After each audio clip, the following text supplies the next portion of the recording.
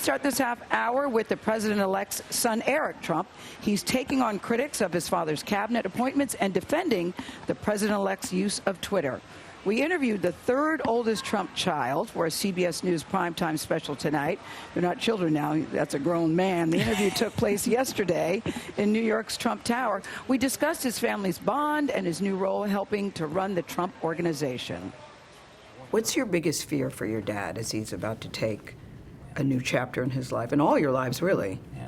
I think having a lot of new people around him.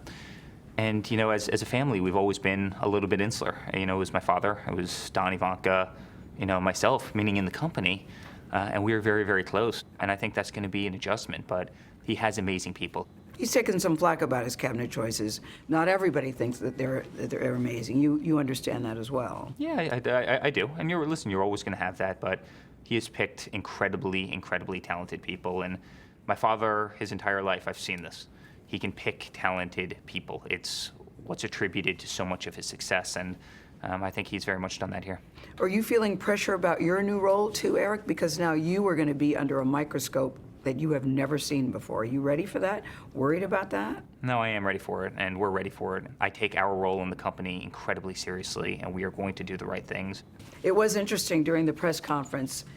He said that the only way he will know that he's not going to be involved in the business whatsoever, which people went, yeah, okay, that the only way that he will know what's going on in the company is if he reads it in the newspaper or he sees it on television. And people thought Donald Trump, who is so hands-on, this company is his DNA. Do you really believe he's not going to be involved and say, what are you doing? How are you doing? You really believe that? Yeah, I do. Listen, he's got the biggest task in the world ahead of him. He has the biggest task in the world.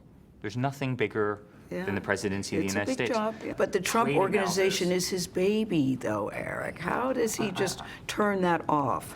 And for you, not to be able to pick up the phone and call him about advice. Sure. Well, listen, he turns it off in that he has to have trust in us, and we're going to do a great job. I know that you feel comfortable saying anything to him. Have you just said anything about the tweets? Surely there's been times, Eric, when you go, geez, Dad, did you have to do that? Or why don't you just ignore that? Yeah, I think so. I don't think every family member always agrees with absolutely everything. What I can tell you is my father's Twitter is an incredible vehicle for him.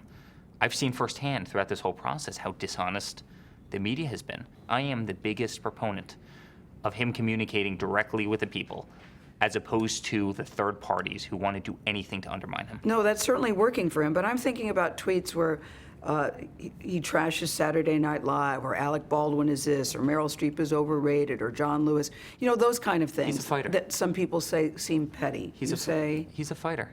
This country needs a fighter. You want somebody with that mentality in this, you know, in this country, in this role. You want somebody who will push back and fight for themselves, but also fight for the interests of this nation. You know, my father is the first person in the office in the morning. He's the last person to leave. He works 7 days a week, 365 days a year. He's going to put Washington back to work, and our government's going to start working for the people again. Except they did say he's going to take the weekend off and then start on Monday. Is that acceptable, Gail? Yeah, no, listen. You can see more of our interview with Eric Trump tonight in a CBS News primetime special.